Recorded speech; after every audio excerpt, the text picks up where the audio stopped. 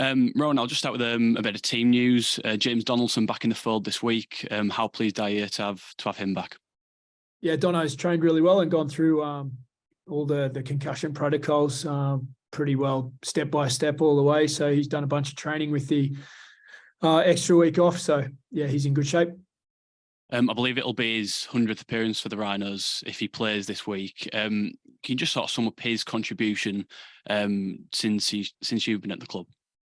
Yeah, Dono's a great club and team man. He puts the team first, and that's the way he plays. He's happy to do the hard work and sort of go unnoticed at times, but he's very well respected and appreciated throughout our group, our coaching staff and playing group all really appreciate the work that Dono does.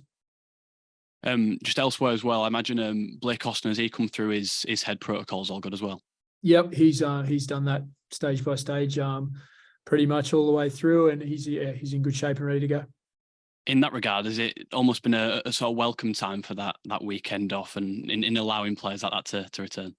I don't think after a loss, anyone wants a week off. Everyone wants to kind of get back out there. But in saying that, there's some upside to the timing of the break, and it's one of those things that's out of our control anyway. So we've utilised it well. We've done some hard work, and we've also had some time to freshen up and reflect. And we're coming in full of energy and raring to get our season going again. Just talk us through the past couple of weeks and how it's looked for you and the squad in terms of any sort of breaks that you've given them and what the trainings look like.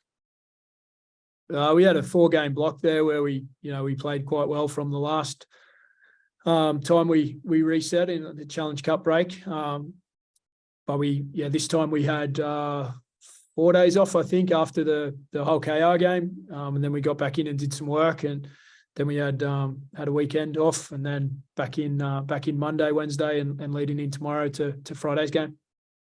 How important do you feel that sort of those days off for the players are in terms of recharging the batteries and getting going again for this sort of last block of games? Yeah, it's a game of attrition, and it's a very, very long season. In rugby leagues, the hardest game of all. So it's important to get the right balance of getting some work done, but also freshening up. And you can't train hard every day all year round. You wear them out with the games on top. So yeah, we're working hard to try and find that right balance. And some players have played more than others, so they need a bit more hard work than others. Some get their conditioning at this time of year really through playing. So we've been trying to find that balance, but also build some cohesion in our teamwork. Luke Hooley's back in the 21 as well. How has he been this week after obviously that elation with Batley last weekend?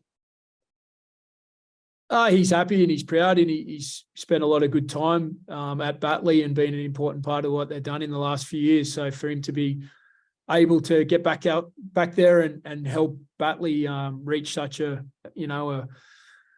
historic and memorable occasion for them to be going to Wembley. Luke's proud of that, but he's sort of very much still in Rhinos mode most of the week, and then he gets back to Batley and playing some games. At this point, he's playing well, and it's the first time of the season where he's been able to really get back-to-back games in of a good standard and good competitiveness. And he's got a couple more, possibly in the next couple of weeks for Batley leading into that Wembley occasion. So Luke's training well, doing well, but he's a humble kid too. He's you wouldn't really pick it that he's on his way to Wembley.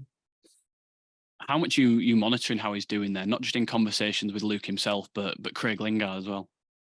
Yeah, I check in with Craig and myself and Scott Griggs, one of our assistant coaches. We're reviewing and watching all his footage and getting out to his games to watch live as well. So Luke's under plenty of scrutiny from us and working hard to build his game and get some rhythm and some consistency on the back of what was a really disrupted pre-season and start to the season with his injury. Just on some of those that aren't available with the injuries, Harry Newman and Morgan Gannon, are they ticking along as you'd like them to? Yeah, they're a few weeks away. They've got plenty of things that they need to cover off between now and being available, but they're trending in the right direction, and they're making progress, daily and certainly weekly. And Zane as well. I know you're obviously having to manage him very carefully, but what sort of stage is he at? Zane's doing some field training. He's modified, but he's certainly on the path back. He's got some medical things to tick off. So it's a different sort of process than an ankle or a shoulder type process. So we'll be very much influenced by the doctors there rather than physio and S&C stuff, which the other guys that you mentioned are pretty much in the hands of our S&C coaches now, and in conjunction with our physios. On St Helens then, what do you make to them at the minute? Obviously they're coming off a disappointment last week. You know what you get with St Helens, no matter who's playing for them or no matter what the result of previous times. They compete hard. They've been the most competitive, spirited team for a long period of time in Super League. They find a way to give themselves a chance to win every week. So we're expecting a battle. We've had some cracking battles this year with them, and we want to go there and have another cracking battle. You mentioned those two games you've had with them previously this season. How much can you, or how much have you learnt from those games about how they play as a side and what they're like to come up against in person? Yeah, well, we've learned a lot, and probably learned a lot about ourselves as well, and what's possible when we're playing against such a great club, and that's what they are. They're a great club. They're always going to put a strong team out on the field. So we've given a good account of what we're capable of on both those occasions. So we're going to need to find that again. And on a bit of a wider point as well, Paul Wellens yesterday was talking about he was very vocal in the injuries that they've been dealt on the back of last week, and that particular tackle technique that's ended up with at least 3 of their players being unavailable for Friday. Do you share any concern in that's been allowed to happen and ultimately it's gone unpunished as well? Firstly, I've seen some of Paul's commentary and some of the general commentary that's gone around it. It's always sad in my eyes that when players get injured, and they're going to miss the rest of the season, no matter how that injury comes about. It's always met with some kind of disappointment from myself, even if it's opposition players. You never want to see players get hurt and end their season. Ignatius Passey's one of my closest probably colleagues or friends in rugby league. So to see him, playing so well and not be able to play, is disappointing to me. But I think I don't know the rule book enough to know whether there's been rules broken, but I probably echo some of the thoughts around the game around, we're putting a lot of attention on what are generally mild high tackles or glancing blows or, at times kickers or passes are getting knocked over rather than attacked. And they're sort of met with harsh penalties, and then, something that's carries a lot more intent and potentially a lot more injury risk. If the rules aren't in place to take action, then maybe the process needs to be reviewed, and maybe it's just tackling in general that we need to scrutinise on an ongoing basis, more so than stuff just directly related to head and neck, which is where a lot of the attention seems to go. So, it's not a tackle tech that I've ever seen anyone teaching or coaching. I've never seen a coach promote that type of thing. It's extremely brave, but it's also probably dangerous to the tackler himself. So, aside from that, I'll let the powers to be. Is it important for your guys not to look at their squad and their team list, because obviously they are missing a lot of players? But it was a similar situation against OKR out last time out, wasn't it? And that didn't go so well. St Helens got their first choice back line.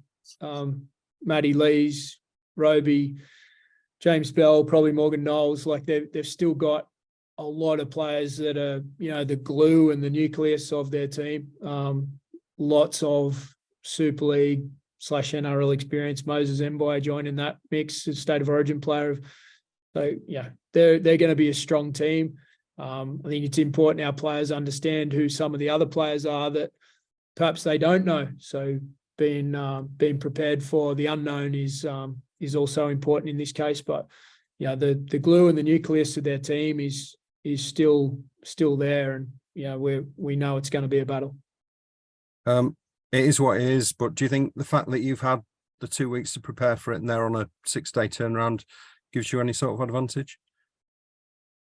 There's been statistics done over the years about short turnarounds or long turnarounds and whatnot, and in the end, it's about how you've prepared that one time. We always you beware the team that's wounded or the team that's suffered a disappointment. Most players want to get straight back out there after a loss, so we've had to dwell on ours for a little while. They don't have to dwell as long, so I don't see it as a benefit either way.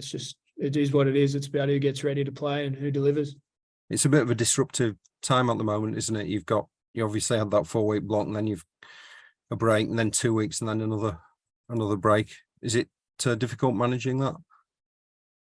I think a week off after 4 games. Most coaches at this time of year, obviously we'd love to still been competing for the Challenge Cup, but having a break after 4 games, I think most coaches at this time of the year don't see that as a disadvantage anyway. It's about getting ready for this week and then dust off and go again for next week. We're not looking too far ahead. And just ask you something not Rhinos related. Castleford have signed Liam Horn this week, who I think somebody you've worked with at Norths. Is he a good addition to Super League? Liam's a terrific young bloke, very competitive. He's worked really hard to get the opportunity that he's got at Cass. He's done well for the Cornwall national team. He's one of those kids that hasn't been in NRL systems. He's just fought hard through the second tier competition at home, which is becoming increasingly a pathway to professional rugby league through the Queensland Cup. So I'd expect him to make a good account of himself and add some real energy to that team.